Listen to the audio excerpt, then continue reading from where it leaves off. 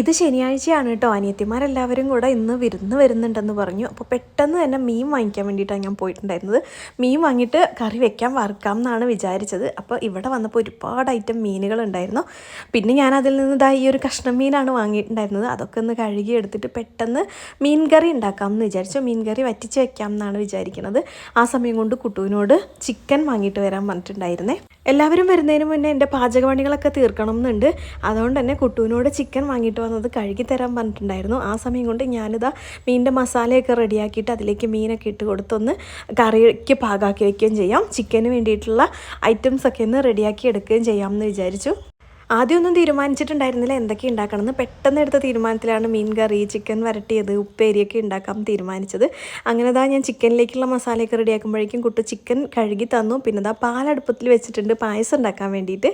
അത് തിളച്ച് പോവാതെ നോക്കണം എന്ന് പറഞ്ഞതാണ്. പക്ഷേ അപ്പോഴേക്കും ധന്യം മക്കളും വന്നിട്ടുണ്ടായിരുന്നു. അപ്പോൾ അവരോട് വർത്താനം പറഞ്ഞപ്പോൾ പാല് തിളച്ച് പോയി പായസത്തിനുള്ളത്. പിന്നെ അതിലേക്ക് ഞാൻ സേമിയ ഒക്കെ ഇട്ട് കൊടുത്തിട്ടുണ്ടായിരുന്നു. പിന്നെ പെട്ടെന്ന് കറികളൊക്കെ റെഡിയാക്കിയിട്ട് ഇവിടെയൊക്കെ ഒന്ന് ക്ലീൻ ആക്കി എടുത്തിട്ടുണ്ടായിരുന്നു. അപ്പോഴേക്കും കഴിക്കാറായി.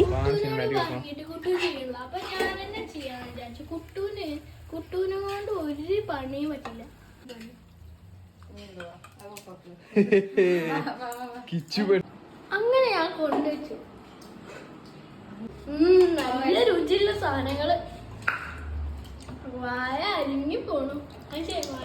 അപ്പോൾ വീഡിയോയിൽ ഞാൻ ഇങ്ങനെയൊക്കെയാണ് പറയാമെന്നും പറഞ്ഞിട്ട് കിച്ചു എന്നെ അനുകരിച്ചതാണ് കേട്ടോ. അതെനിക്കൊരു രസമായിട്ട് തോന്നി. അതുകൊണ്ടാണ് ഞാൻ വോയിസ് ഓവർ കൊടുക്കാതെ അവൻ്റെ വോയിസ് തന്നെ ഇട്ടിട്ടുണ്ടായിരുന്നു.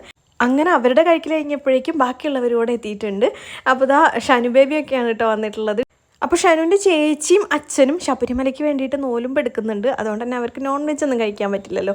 അപ്പോൾ അതുകൊണ്ട് അവർക്ക് പായസം ഞാൻ കുറച്ച് മാറ്റി വെച്ചിട്ടുണ്ടായിരുന്നു. അത് കൊടുക്കാമെന്ന് വിചാരിച്ചു. അവർക്ക് കഴിക്കാനൊന്നും കൊടുക്കാൻ പറ്റില്ല, അവർ കഴിച്ചിട്ടാണ് വന്നിട്ടുള്ളത് എന്ന് പറഞ്ഞിട്ടുണ്ടായിരുന്നു. അങ്ങനെ എല്ലാവർക്കും പായസമൊക്കെ കൊടുത്തു.